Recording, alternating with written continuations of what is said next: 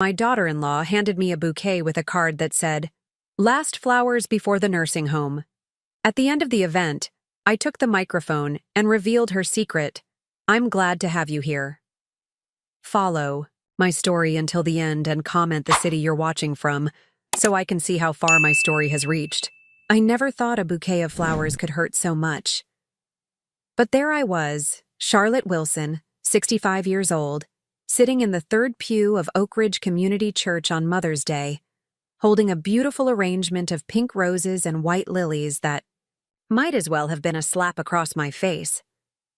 My daughter-in-law Heather had handed them to me with that perfect smile of hers, the one that never quite reached her eyes. "Happy Mother's Day, Charlotte," she'd said loudly enough for everyone around us to hear. Several women had turned to look, nodding approvingly. Such a thoughtful daughter-in-law, they must have thought. Then I opened the small envelope tucked between the blooms. The handwritten note inside read, "Last flowers before the nursing home." My hands trembled as I read those words again, making sure I hadn't misunderstood. The sanctuary suddenly felt too warm, too crowded.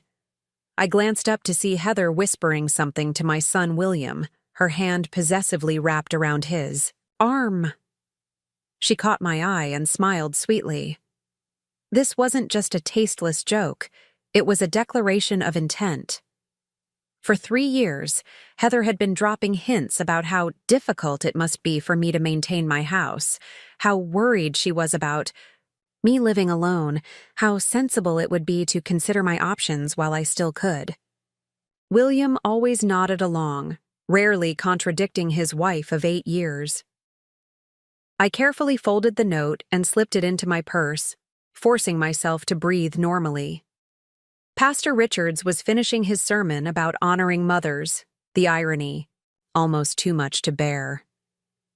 Around me, other mothers beamed as their families leaned in close, the church filled with genuine affection and respect. At the end of the service, families were invited to share what they appreciated about their mothers. One by one, people stood up, sons, daughters, even grandchildren, offering heartfelt words that brought tears and smiles. William remained seated, Heather's hand firmly on his knee. Something inside me snapped.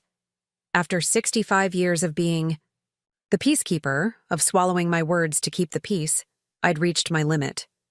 "I'd like to say something," I said, raising my hand. Pastor Richards, surprised but pleased, handed me the microphone. My hands were steady now as I stood. "Thank you for this beautiful service honoring mothers," I began. "Being a mother has been the greatest joy of my life." I locked eyes with my son. William smiled uncertainly. "Being a mother means protecting your children, even when they're grown. It means speaking uncomfortable truths out of love." I paused, my heart pounding. "Today, I received these lovely flowers with a note saying these would be my last flowers before the nursing home." Gasps rippled through the congregation. William's face drained of color. "I'm not sharing this for sympathy," I continued, my voice gaining strength.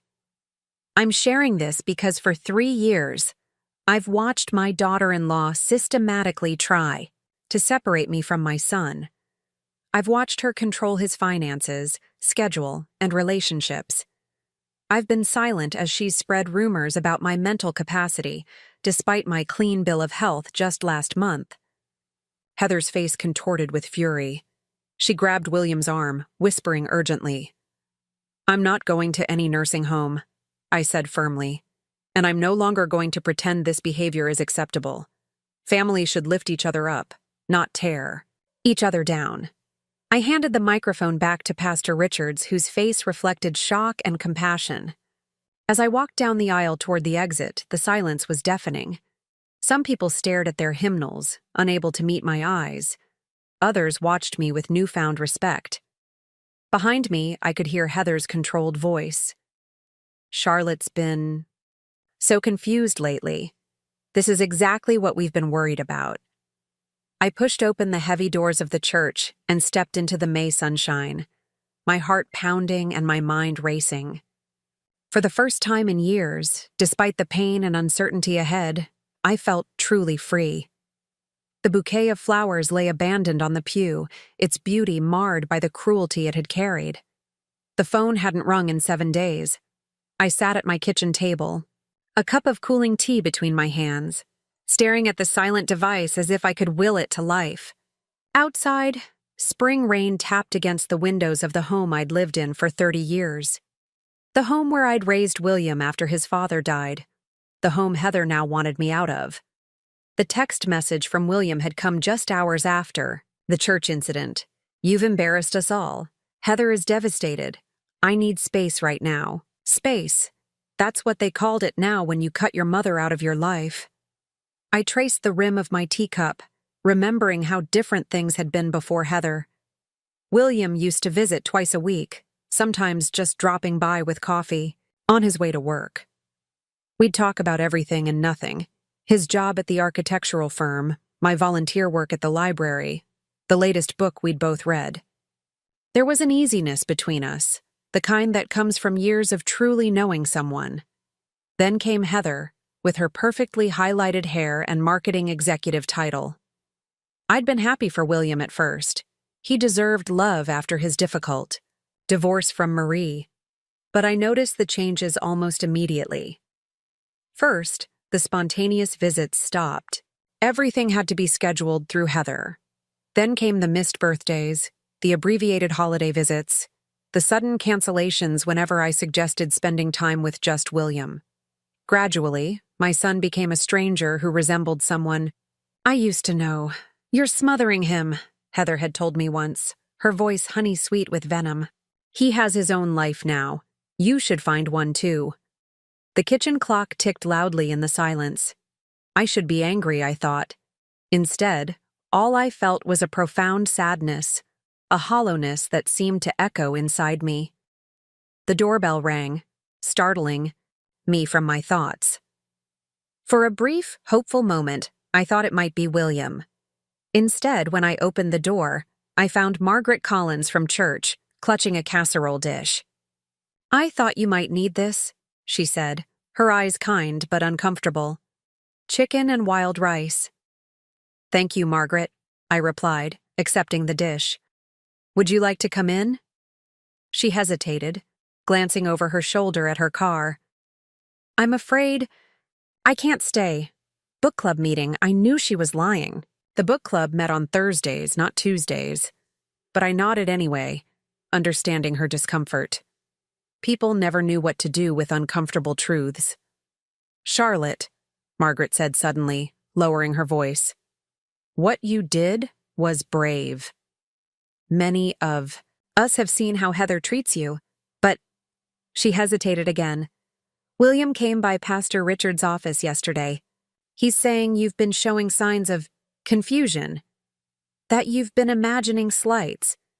The weight of her words settled over me like a heavy blanket. So that was their strategy.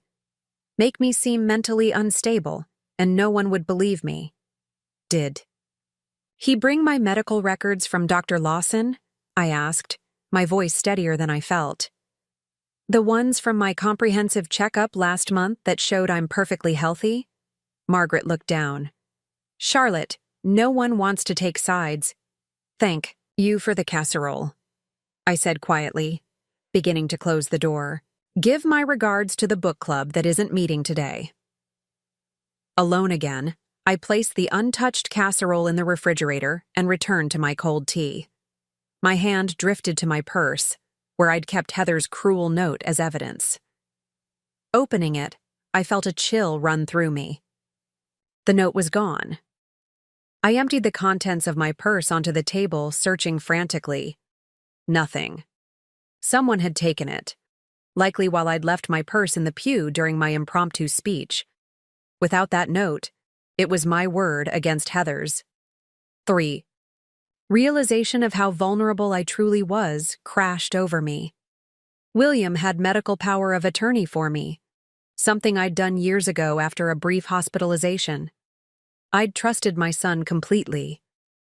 Now that trust felt like a weapon pointed directly at me. For the first time, I considered that Heather's joke about a nursing home might not be just spite. It could be their actual plan. A plan that, with William's legal power and Heather's manipulations, they could potentially execute against my will. The rain outside intensified, drumming against the roof like anxious fingers. My home, my sanctuary, suddenly felt less secure. I was alone, being painted as mentally unstable and facing the very real possibility of losing my independence. As darkness fell, I made myself a simple dinner, barely tasting the food. The silence of the house pressed in around me. No call from William, no apology, no reassurance that everything would be okay.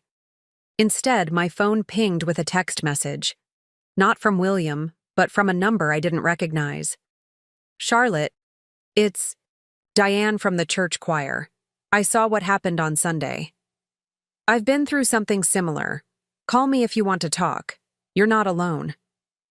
I stared at the message for a long time, a tiny spark of hope flickering to life within me. Maybe I wasn't completely alone after all. I stared at Diane's phone number for 2 days before I finally called her. Something about reaching out felt like admitting defeat, acknowledging that my life had spiraled beyond my control. But as the silence from William stretched into its second week, I realized I needed someone who understood. We met at Rosie's Diner, a small place on the outskirts of town where neither of us was likely to run into church members. Diane was older than me by a few years, her silver hair cut in a stylish bob, her eyes kind but weathered by experience. "I wasn't sure you'd call," she said, stirring her coffee. "Most people don't. They try to handle it alone." "Handle what exactly?" I asked, though I already knew. "Elder abuse," she said plainly. "Emotional manipulation. Isolation. What your daughter-in-law is doing? It's textbook." The words landed like stones in still water. I'd been so focused on the hurt, on William's betrayal, that I hadn't named what was happening. "My daughter did the same thing," Diane continued. "Started with little comments about my memory. Then she took over my finances to help. Before I knew it, I was sitting in a care facility, wondering how I'd lost control of my life. My hands tightened around my cup. "How did you get out?" A small smile touched her lips. "I met Greta. She runs a support group for seniors experiencing family estrangement and abuse. She helped me understand my rights, connect with resources. Most importantly, she helped me see I wasn't alone." She slid a small card across the table. "We meet Thursdays, at the community center.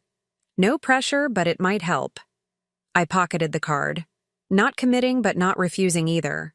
"There's something else you should know," Diane said, her voice lower now. "Heather's been talking, telling people at church that you've been behaving erratically for months, that the Mother's Day incident was just the latest episode." My stomach nodded. "And people believe her?" "Some do. She's very convincing. And William backs up everything she says." The betrayal cut deep. My own son, the little boy I'd raised alone after his father died when he was only 10, was helping dismantle my reputation and independence. "What does she want?" I whispered, though I already suspected. "Your house, probably. Your savings. Control." Diane's eyes met mine, unflinching. They usually want something tangible. The psychological warfare is just a means to an end. I thought about my modest 3-bedroom home, purchased with the life insurance money after my husband died. It wasn't grand, but it was in a good neighborhood where property values had tripled. And there was the small inheritance from my parents, which I'd carefully preserved. "I should go," I said, suddenly overwhelmed. "Thank you for the coffee." "Charlotte," Diane called as I stood to leave. "Thursday, 2 p.m., just think about it." The community center was a plain brick building that had seen better days. I sat in my car for 15 minutes on Thursday, debating whether to go inside. Through the window, I could see a circle of chairs being arranged in a room off the main hallway.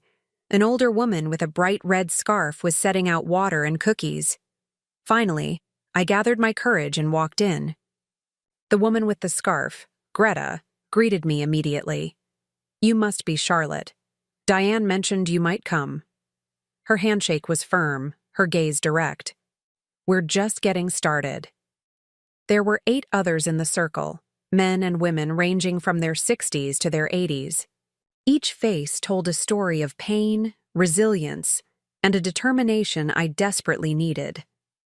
As they shared their stories, the son who gradually took over his mother's finances until she had no access to her own money, the daughter who convinced doctors her father was incompetent so she could sell his farm, the grandson who isolated his grandmother from friends and other family. I felt something shift inside me. I wasn't alone. What was happening to me wasn't unique or deserved. It was a pattern, recognizable and, most importantly, resistible. When my turn came, I spoke haltingly at first, then with growing certainty as I described Heather's systematic campaign, William's complicity, and my growing fear. "The medical power of attorney is concerning," Greta said when I finished, "but fixable. We have a volunteer lawyer who helps our members with exactly these issues, and in the meantime, we need to get you connected with resources to document your mental competency independently." For the first time in weeks, I felt a flicker of hope, not just for survival, but for reclaiming my life. As the meeting ended, people exchanged phone numbers and hugs. An elderly man named Thomas pressed a book into my hands, a guide to elder rights and legal protections. "Knowledge is power," he said simply, "and you're stronger than you think." Walking back to my car, I realized something had changed. The fear was still there, but alongside it was something new: resolve. I wasn't going to be a victim in this story. I was going to fight. The morning after my first support group meeting, I woke up with a clarity I hadn't felt in months. The fog of confusion and hurt had lifted, replaced by a sense of purpose that propelled me out of bed before sunrise. My first call was to Dr. Lawson, my physician of 20 years. "Charlotte," he said warmly, "what can I do for you?" "I need comprehensive cognitive testing," I said without preamble. "And I need the results documented formally." There was a brief pause. "May I ask why?" I explained the situation: Heather's manipulations, William's power of attorney, the rumors about my mental state. Dr. Lawson's tone grew increasingly concerned. "Come in this afternoon," he said finally. "We'll start the process immediately." Next call was to Sandra Boyd, the volunteer lawyer Greta had recommended. She listened calmly as I outlined my situation, asking pointed questions about my assets, legal documents, and family dynamics. "This is unfortunately common," she said when I finished. "But we have options. First, we revoke that power of attorney. Then we create new advance directives with someone trustworthy as your agent." "I don't have anyone," I admitted, the words painful to speak aloud. "You will," Sandra assured me. "That's what your support group is for, building a network of people who have your best interests at heart." By the end of the week, I had undergone cognitive testing. Results: excellent. Revoked William's power of attorney, and filed a formal letter with my bank requiring my in-person verification for any significant withdrawals or changes. But the most transformative step came unexpectedly. After our second support group meeting, Greta approached me with a flyer. "The community center is looking for a part-time mentor for their intergenerational program," she said. "Seniors working with teens after school. I thought of you immediately." Me? I was stunned. "But I haven't worked since I retired from teaching 5 years ago." "Exactly," Greta said with a smile. "You have experience with young people and time on your hands. Plus," she added more gently, "it would be good for you to build a life outside of William and Heather's influence." The intergenerational program was housed in a bright room at the community center, walls covered with artwork and bookshelves stuffed with resources. 5 other seniors were already volunteering, helping teens with everything from homework to college applications to simply having someone who listened. Maria Santos, the program director, greeted me warmly. "We especially need help with our creative writing program," she explained.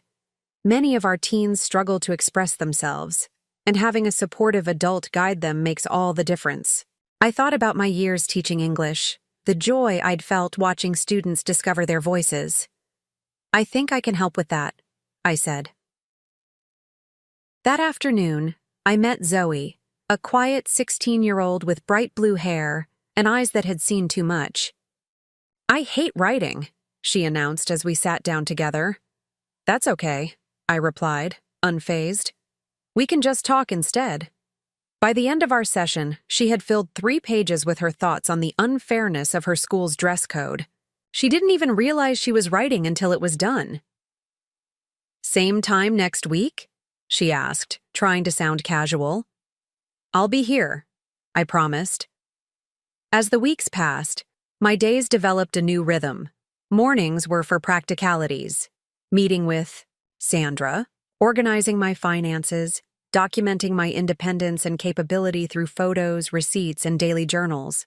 Afternoons were for the community center, where I now worked with 5 regular students who actually seemed disappointed if I missed a session. Evenings, once the loneliest part of my day, became time for new pursuits. I joined a beginner's computer class at the library, determined to navigate the digital world that had always intimidated me. Thomas from the support group introduced me to his community garden group, where I discovered the satisfaction of growing my own vegetables. I still thought about William every day, the ache of his absence never quite subsiding. Twice I'd driven past his architectural firm, hoping for a glimpse of him, wondering if he ever thought about me with the same longing. But the anger that had initially consumed me was fading, replaced by something more complex. The bittersweet understanding that I had to build a life that didn't depend on his presence. 1 month after Mother's Day, I received a text from a number I didn't recognize. "Mom, we need to talk. Christmas dinner at our house. William." I stared at the message, my heart racing. After weeks of silence, after all the pain and betrayal, this terse demand disguised as an invitation. 6 months away, yet presented as if nothing had happened. My hands trembled slightly as I typed my response, then paused before sending it. The old Charlotte would have accepted immediately, grateful for any crumb of attention from her son. The new Charlotte had learned something vital. I deserved more than crumbs. I deleted the draft and set my phone aside. This wasn't a decision I needed to make today, or even this week. I had time to consider what was best for me, not just what would please William or appease Heather. For now, I had seeds to plant in the community garden, a writing workshop to prepare for my teens, and friends coming over for dinner. Friends who saw me clearly and valued what they saw. The woman I was becoming would know exactly how to answer William when the time was right. The months between Mother's Day and Christmas passed in a blur of activity and growth. By December, my life had transformed in ways I never could have imagined. The community center had hired me part-time to oversee their expanded writing program. My garden plot had yielded enough vegetables to share with neighbors and friends. I'd even started a small blog about senior independence, encouraged by my computer class instructor. I thought about William's text message daily, turning it over in my mind like a smooth stone. After months of consideration and conversations with my support group, I'd finally decided to accept his Christmas invitation, but on my own terms. The day arrived cold and clear, snow dusting the ground like powdered sugar. I dressed carefully, in a deep burgundy sweater and charcoal slacks, adding my mother's pearl necklace, a touch of armor for what lay ahead. In my purse was a folder containing my complete neurological evaluation, legal documents revoking William's power of attorney, and photos of my active, independent life. As I pulled into William and Heather's driveway, my hands trembled slightly on the steering wheel. Their house was decorated elaborately for Christmas, lights twinkling from every eave, a giant inflatable Santa bobbing in the yard. Perfectly festive, perfectly excessive, just like Heather herself. William opened the door before I could knock. He looked tired, I thought, the lines around his eyes deeper than I remembered. "Mom," he said, his voice formal. "Come in." The house smelled of pine and cinnamon, Christmas carols playing softly from hidden speakers. William led me to the living room where Heather sat primly on the sofa, wearing a green velvet dress that matched the tree behind her. "Charlotte," she greeted me, her smile tight. "So glad you could make it." I settled into an armchair, noting the distance they both maintained. No hugs, no warmth, just polite formality. "It's been a long time," I said simply. William cleared his throat. "Mom, before we have dinner, we wanted to talk to you about what happened in May." He glanced at Heather, who nodded encouragingly. "Your behavior at church was concerning. We've been worried about you." My heart pounded, but my voice remained steady. "My behavior? You mean when I responded to being told I was headed for a nursing home?" Heather sighed dramatically. "That's exactly what we mean, Charlotte. You completely misinterpreted a light-hearted note. It was just a silly joke." "A joke," I repeated, reaching into my purse. "Like how you've been telling people I'm confused. Having episodes? Losing my grip on reality?" William shifted uncomfortably. "Mom, we're concerned about your mental health. That's all." "Fortunately, I have excellent doctors," I replied, withdrawing the folder and placing it on the coffee table. Dr. Lawson conducted a full neurological and cognitive evaluation in June. The results are there if you'd like to see them. Perfect scores across the board. William didn't reach for the folder. Heather's smile faltered. "We've also noticed you've been making some questionable financial decisions," William continued, following what was clearly a rehearsed script. "We thought it might be time to discuss simplifying things. Maybe selling the house. Moving somewhere with more support." "William," I interrupted gently, "I've revoked your medical power of attorney, and I've implemented additional security measures on all my financial accounts." The silence that followed was deafening. Heather's face flushed red. "You've what?" William finally said. "I've taken back control of my life," I answered, my voice surprisingly calm. "And I'm here today to tell you that while I still love you, William, I won't be manipulated or pushed aside." Heather stood abruptly. "This is ridiculous. William, tell her this is ridiculous." But William was staring at me with an expression I couldn't quite read. Surprise, certainly, but perhaps also a grudging respect. "There's something else you should know," I continued. "I've been hired as the creative writing program coordinator at the community center. I was even interviewed for the local paper last week about our intergenerational initiatives." That's wonderful, Mom," William said, sounding genuinely surprised. Heather wasn't having it. "A little part-time charity work doesn't mean you're capable of—" "I'm not finished," I interrupted, meeting her gaze directly.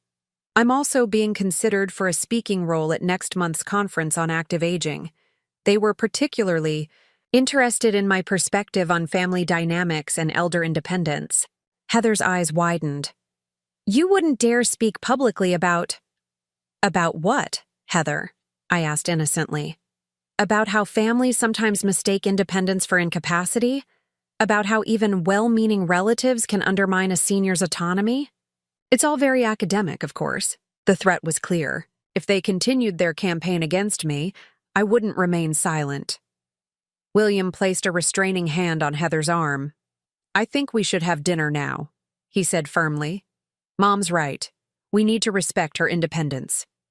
Heather's mouth opened and closed wordlessly before she stormed toward the kitchen. Dinner was a tense affair. Heather barely spoke, focusing intensely on cutting her turkey into increasingly smaller pieces. William made awkward attempts at conversation, asking about my garden and computer classes with the air of someone discovering a stranger.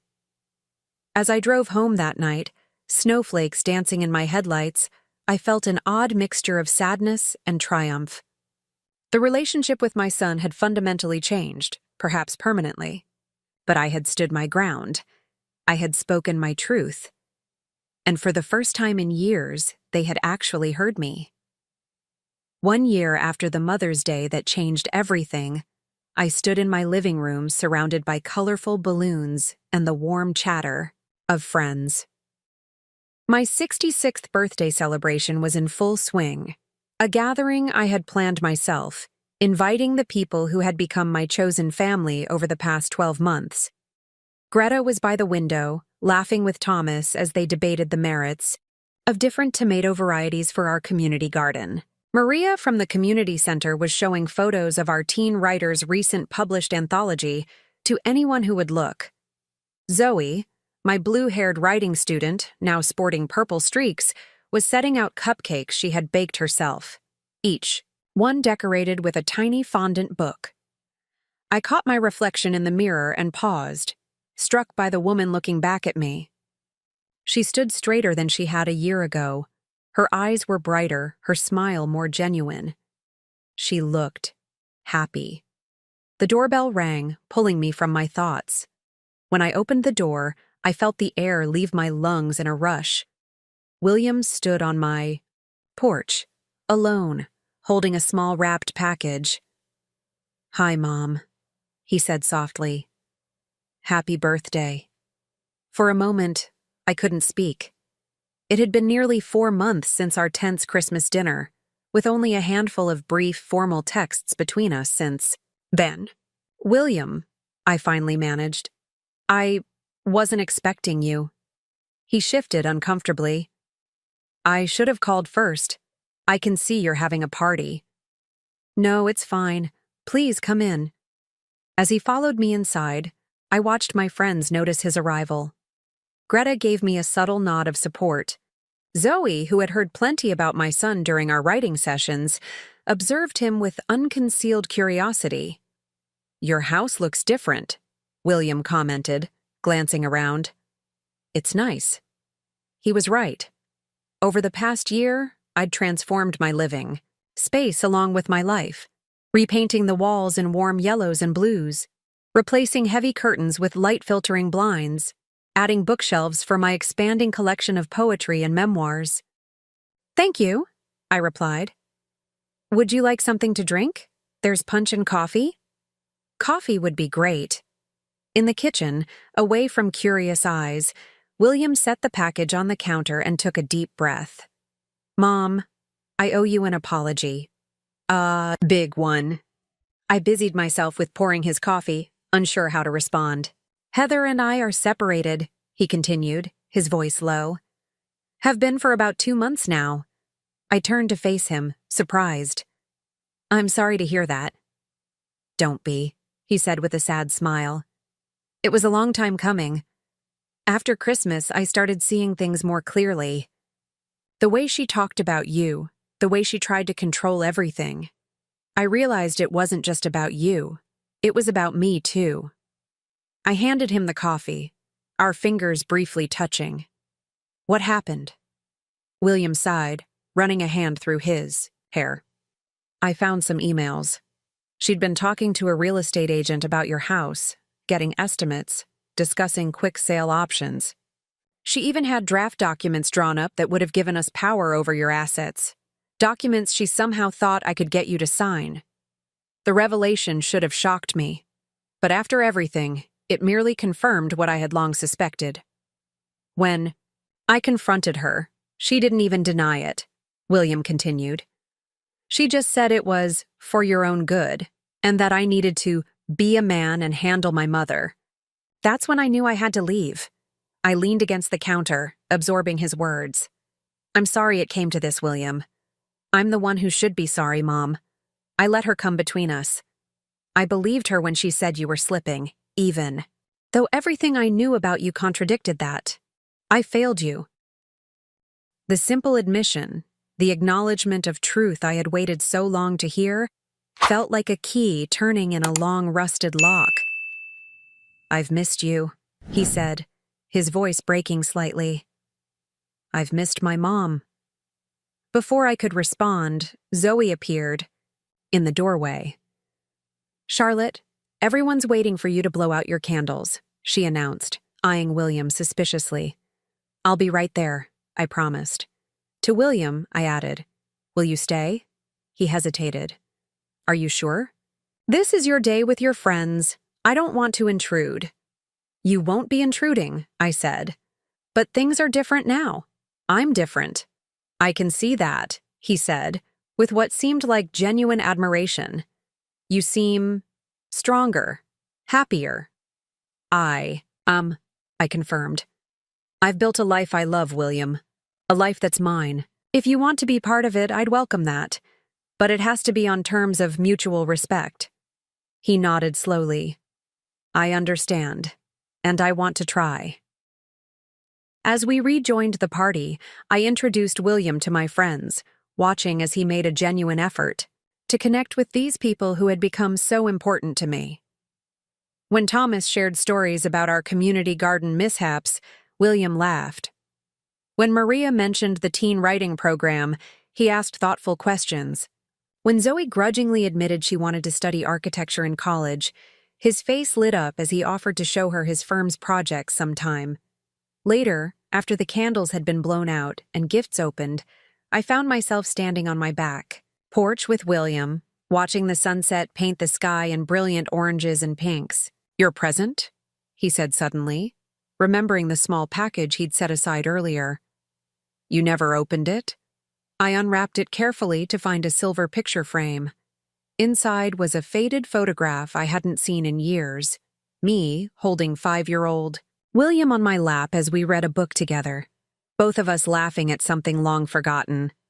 "I found it when I was packing my things," he explained. "It reminded me of who we used to be. Who we could be again, maybe." I traced the edge of the frame, emotion tightening my throat. "I'd like that," I said finally. "But it will take time." "I have time," he said simply. As the stars began to appear in the darkening sky, I thought about the journey of the past year, from humiliation to liberation, from isolation to community, from fear to strength. The Mother's Day bouquet that had once symbolized such cruelty had ironically been the catalyst for my transformation.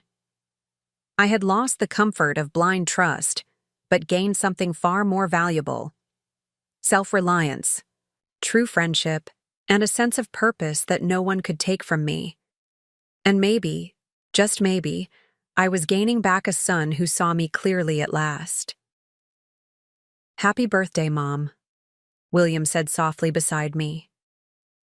For the first time in a very long time, it truly was.